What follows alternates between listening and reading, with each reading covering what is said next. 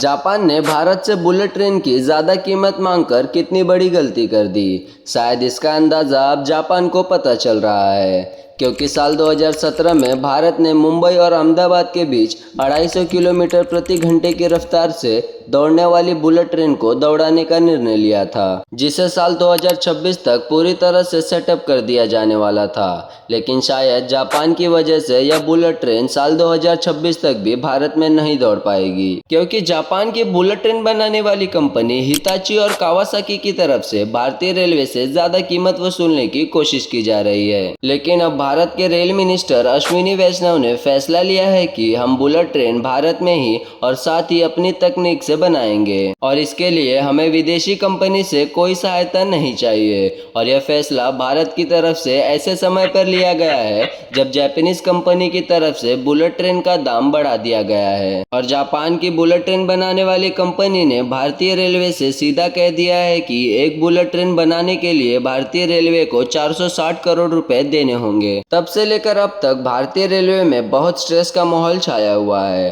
और इसलिए भारत की आईसीएफ, जो कि भारत में इंडिपेंडेंटली रेलवे प्रोडक्शन कंपनी है, यह कंपनी भारत में बुलेट ट्रेन बनाकर दौड़ाने की भरपूर प्रयास में जुट चुकी है। और जापान को शायद यह समझ में आने लगा है कि उन्होंने बुलेट ट्रेन की कीमत बढ़ाकर कितनी बड़ी गलती कर दी है। भारत ने स्वदेशी तौर पर बुलेट ट्रेन बनाने का फैसला कर लिया है। इसके लिए आपसे निवेदन करूंगा कि वीडियो को लाइक करके चैनल को सब्सक्राइब अवश्य करिएगा, और कमेंट में प्राउड टू बी इंडियन ज़रूर लिखिएगा।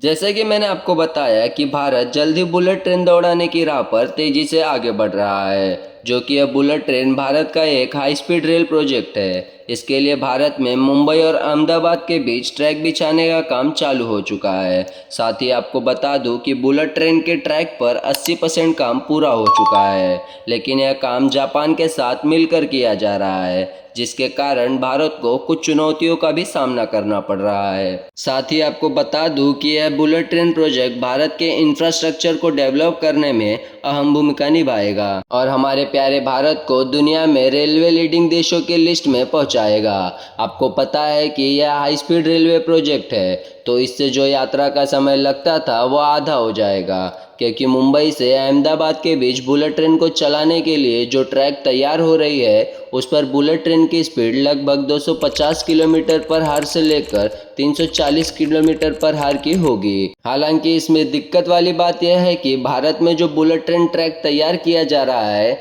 उसमें इन्वेस्टमेंट तो भारत पूरी तरह से कर रहा है, परंतु इसमें इस्तेमाल होने वाली टेक्नोलॉजी पूरी तरह से जापान की है। देखा जाए तो जापान पिछले कई सालों से बुलेट ट्रेन बनाने के मामले में सभी देशों से काफ़ी आगे चल रहा है, और हमारे पास हाई स्पीड बुलेट ट्रेन को बनाकर खुद के दम पर ट्रैक पर 340 किलोमीटर पर हार की स्पीड से दौड़ाने की टेक्नोलॉजी उपलब्ध नहीं है, जिसका फ़ायदा जापान उठाना चाहता है। और हाल ही में खबर आ रही है कि जापान ने बुलेट ट्रेन की कीमत बढ़ा दी है, और बुलेट ट्रेन बनाने वाली कंपनी हिताची और कावासाकी दोनों ही कंपनियों का कहना है कि वह बुलेट ट्रेन के लिए भारतीय रेलवे से 460 करोड़ रुपए लेंगे। और देखा जाए तो यह रुपए एक हिसाब से काफ़ी ज़्यादा हैं। और साथ ही जापान की कंपनी का कहना है कि भारत का क्लाइमेट चेंज जापान से बिल्कुल अलग है, क्योंकि जापान के पास जो मौजूद बुलेट ट्रेन है उसमें भारत के एनवायरनमेंट के हिसाब से बदलाव करने होंगे, और क्योंकि यह ऑन द सेल प्रोडक्ट नहीं है, इसलिए जापान की बुलेट ट्रेनों को भारत में दौड़ाने के लिए बहुत सारे मॉडिफिकेशन करने होंगे, जैसे कि एयर कंडीशनिंग, और फिर धूल को कंट्रोल करने के लिए क्या किया जाना है। इन सभी को फिगर आउट करने के बाद भारत की वेदर के हिसाब से मॉडिफिकेशन किया जाएगा, इसलिए जापान से बुलेट ट्रेन लेना थोड़ा महंगा पड़ रहा है।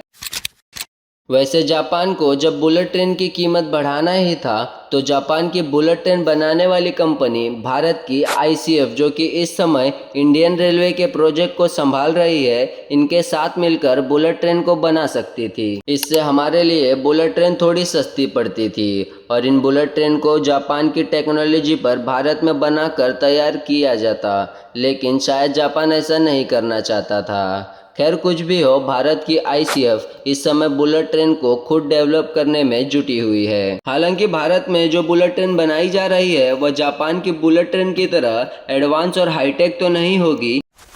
जैसे कि वैक्यूम टॉयलेट और अन्य तमाम आधुनिक फीचर्स नहीं होंगे, क्योंकि भारत जो बुलेट ट्रेन डिज़ाइन कर रहा है वो कॉस्ट पर फोकस होकर किया जा रहा है, यानी कि इसमें कम लागत में बनाने वाले डिज़ाइन लिया जा रहा है। इसलिए यहाँ वैक्यूम टॉयलेट की जगह बायो टॉयलेट को यूज़ किया जाएगा। और दूसरी खास बात यह है कि बुलेट ट्रेन को इस तरह से डिज़ाइन किया जा रहा है ताकि 50 डिग्री सेल्सियस टेम्परेचर होने के बावजूद कोई भी दिक्कत ना आए। और आपको बता दें कि भारत के लिए बुलेट ट्रेन डेवलप करना उतना भी मुश्किल भरा काम नहीं है, क्योंकि भारत के पास ऑलरेडी वंदे भारत ट्रेन की टेक्नोलॉजी है, जो कि देखा जाए तो Vande Bharat train bullet train के टेक्नोलॉजी पर ही बेस्ड है। और कमाल की बात यह है कि यह भारत की पहली सेमी हाई स्पीड ट्रेन है और इसे मेक इन इंडिया के पहल के तहत भारतीय रेलवे के इंजीनियरों और वैज्ञानिकों द्वारा विकसित किया गया है। और इसमें मात्र 18 महीने के समय के अंतराल में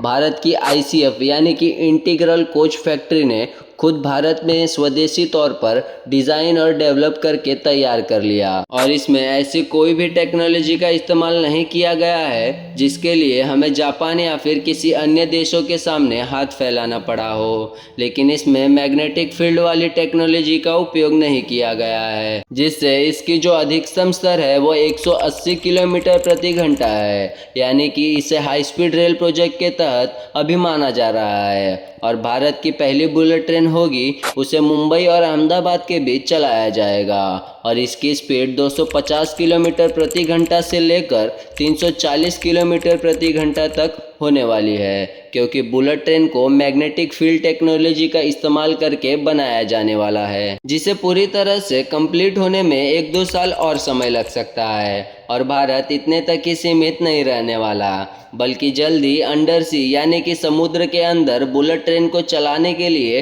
टनल के निर्माण का काम भी शुरू होने वाला है। और इस अंडर वाटर टनल का निर्माण लगभग 10 मंजिले की गहराई में किया जाएगा, जिसमें कोशिश यह रहेगी कि भारत और UAE के बीच एक ऐसा अंडर वाटर टनल तैयार किया जाए जिसमें बुलेट ट्रेन को सीधे रास्ते के साथ ट्रैवल करवा सके। हालांकि यह इतना भी आसान नहीं है, इसलिए शायद हमें विदेशी कंपनियों की मदद लेनी पड़ेगी, फिर चाहे इन्वेस्टमेंट ज़्यादा ही क्यों ना करना पड़े, क्योंकि इस तरीके के प्रोजेक्ट में सिक्योरिटी का विशेष ध्यान रखना सबसे ज़्यादा ज़रूरी है। और भारत जिस तेज़ी के साथ बुलेट ट्रेन पर खुद काम कर रहा है, उससे हाल ही में जब G7 की बैठक में भारतीय प्रधानमंत्री गए थे तो जापान के द्वारा बुलेट ट्रेन की चर्चा की गई। और यदि हमें बुलेट ट्रेन को 1-2 साल के अंदर दौड़ाना है तो जापान की मदद लेनी पड़ेगी, अन्यथा हम 2028 तक खुद के बलबूते बुलेट ट्रेन चला सकेंगे। बाकी आपको क्या लगता है कि हमें जापान से बुलेट ट्रेन खरीदनी चाहिए या फिर खुद बनाने पे फोकस करना चाहिए?